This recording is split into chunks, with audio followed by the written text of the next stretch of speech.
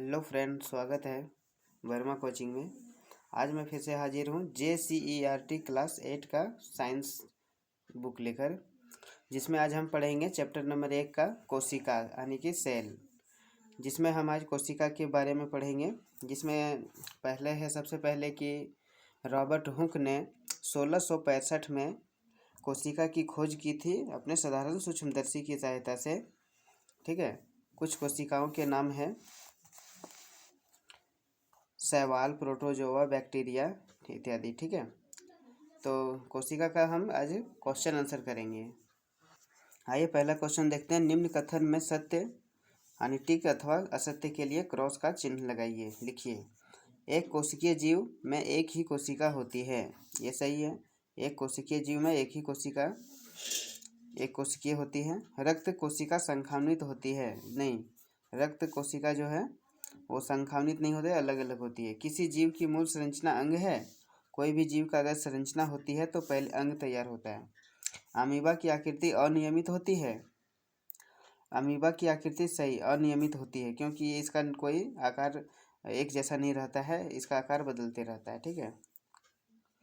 सबसे बड़ी कोशिका शुतुरमुर्ग का अंडा है। सही है।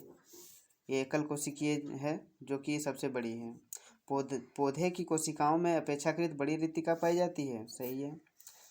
पौधे कोशिकाओं में एक बड़ी रिक्तिका पाई जाती है। आइए अगला देखते हैं। इसमें अंडरलाइन करना है, सही विकल्प के को रेखांकित कीजिए। केंद्रक में कौन सा द्रव्य पाया जाता है? केंद्रक द्रव्य, केंद्रिका द्रव्य, कोशिका द्रव्य, राजधानी। केंद्रक में केंद्रक द्रव्य ही पाया जाता है। ठीक है। अगला है, जंतु कोशिका में क्या अनुपस्थित होता है? जंतु कोशिका में कोशिका झिल्ली, केंद्रक, कोशिका भित्ति, जीव द्रव्य। इसमें कोशिका भित्ति नहीं पाया जाता है। ठीक है, यही अनुपस्थित होता है। आइए अगला देखते हैं। अगला है, क्लोरोप्लास्ट किस में पाया जाता है? क्लोरोप्लास्ट जंतु कोशिका में, पौधा कोशिका में, दोनों में, किसी में भी नहीं। पहला बात है, क्लोरोप्लास्ट तो हरी चीज़ों में पाई जाती है, यानी पेड़ पौधे की हरी पत्तियों में। तो पौधा कोशिका में पाया जाता है। ठीक है।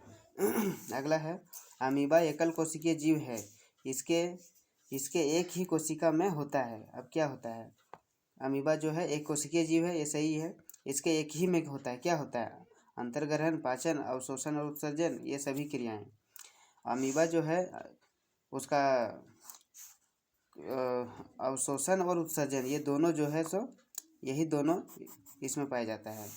खाना खाना भी और खाना उसका से अवशेष बाहर निकालना भी कोशिका में एक कोशिकीय जीव है, इसमें ही पाया जाता है ये दोनों चीज़। ठीक है। आगे देखते हैं। कोशिका झिल्ली को चयनात्मक परागम्य क्यों कहा जाता है? देखते हैं। इसको आपको बुक में ही आंसर मिलेगा, पेज नंबर 4 में नीचे में। कोशिका झिल्ली, जिसे प्लाज्मा झिल्ली भी कहते हैं, सरंध्र यानी छिद्रयुक्त होती है। यह ऐच्छिक पदार्थों को अंदर आने या हानिकारक पदार्थों को बाहर निकालने देती है। इसीलिए इसे चयनात्मक परागम्य कहा जाता है। देखते हैं कि कोशिका द्रव्य में पाए जाने वाले विभिन्न अंगकों के नाम और उसके कार्य क्या है। ठीक है, तो कोशिका द्रव्य में पाए जाने वाले कोशिका अंगक और उसके कार्य। पहला, माइक्रोकॉन्ड्रिया। ठीक है, ये जो है कोशिकीय श्वसन में सक्रिय स्थल के रूप में कार्य करती है। दूसरा है गाल्जी काय। कोशिका में बने पदार्थों का संचयन, रूपांतरण तथा पैकेजिंग होता है। तीसरा है राइबोसोम। ये जो है प्रोटीन का संश्लेषण करता है। ठीक है। चौथा है हरित लवक। प्रकाश संश्लेषण का सक्रिय स्थल है ये। पांचवा है रसधानी। रसधानी का काम है कोशिका के आयतन को नियंत्रित करती है। ठीक है। देखते हैं कोशिका द्रव्य, दोनों में अंतर है। यह कोशिका द्रव्य, यह एक जेली जैसा पदार्थ है जो कोशिका झिल्ली एवं कोशिका के बीच पाया जाता है। यह दानेदार, अर्धतरल तथा अर्धपारदर्शक होता है, जिसमें विभिन्न कोशिका अंगक यानी कोशिकांग पाए जाते हैं, जैसे माइक्रोकॉन्ड्रिया, गल्जी काय, राइबोसोम, हरित लवक, रसधानी आदि।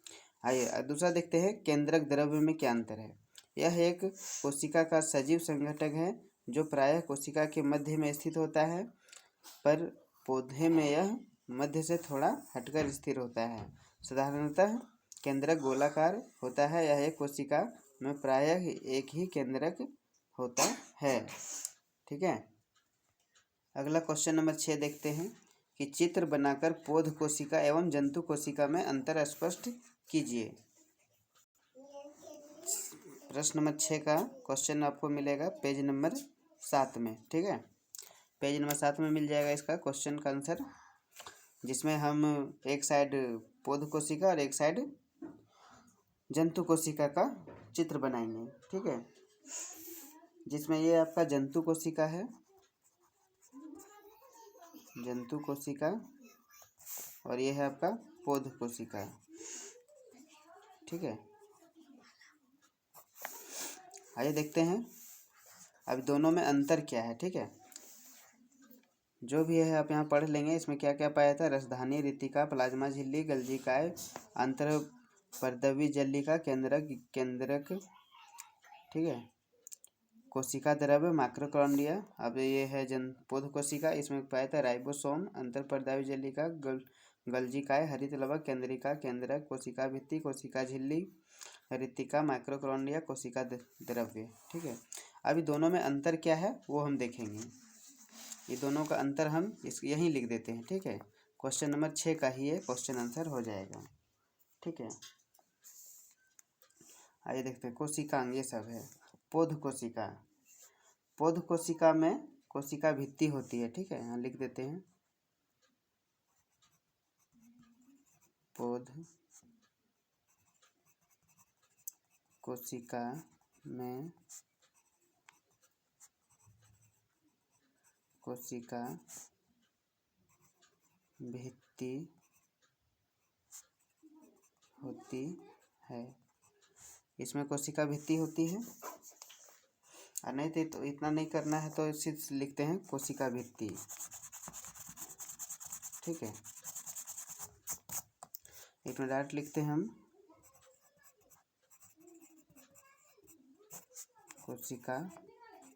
कोशिका भित्ति पाई जाती है। ठीक है, और इसमें कोशिका भित्ति नहीं पाई जाती है। ओ शिट, यहाँ पे लिखा था कि कोशिका ना, कोशिका भित्ति किस में पाई जाती है, इसमें पाई जाती है, इसमें हाँ, इसमें नहीं पाई जाती है। ठीक है, आप यही लिखेंगे कि पौध कोशिका में कोशिका भित्ति पाई जाती है, इसमें नहीं पाई जाती है। ठीक है, जंतु कोशिका में हरित लवक नहीं पाए जाते हैं। ठीक है, जंतु कोशिका में हरित लवक नहीं पाए जाते हैं, ये तो पौध कोशिका में ही पाए जाते हैं। ठीक है, अब है रिक्तिकाएं देखते हैं। जंतु कोशिका में रिक्तिकाएं आकार में छोटी होती है। रिक्तिकाएं क्या होती है, आकार में छोटी होती है, और इसमें बड़ी होती है। ठीक है, इसमें बड़ी होती है। देखिए, जंतु कोशिका, पौध कोशिका, ये दोनों एक जैसा लिख लेंगे और इसमें अंतर स्पष्ट करेंगे। ठीक है, जंतु कोशिका में कोशिका भित्ति नहीं होती है, पौध कोशिका में कोशिका भित्ति होती है। ठीक है, दूसरा अंतर है, इसमें हरित लवक नहीं पाए जाते हैं, पौध कोशिका में हरित लवक पाए जाते हैं। जंतु कोशिका में रिक्तिकाएं आकार में छोटी होती है, पौध कोशिका में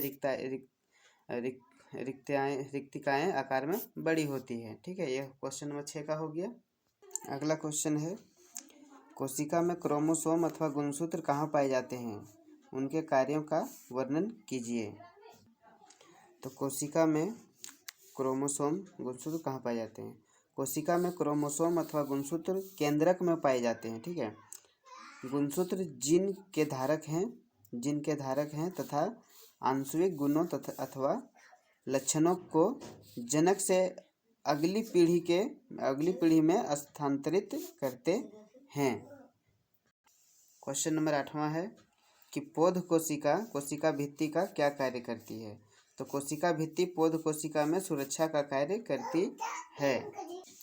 क्वेश्चन नंबर 9 है कि कोशिका के आकार का जीवों के आकार के साथ कोई संबंध नहीं है, क्या आप सहमत हैं? यदि हाँ तो अपने उत्तर का कारण बताइए।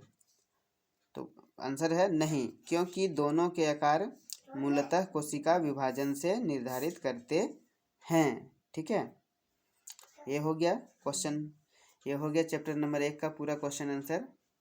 वीडियो आपको पसंद लगे तो सब्सक्राइब कीजिए अगली वीडियो पाने के लिए, और बेल आइकन को प्रेस कीजिए ताकि मेरी अगली जो भी वीडियो आए उसका नोटिफिकेशन सबसे पहले आपको प्राप्त हो। तब तक के लिए बाय बाय।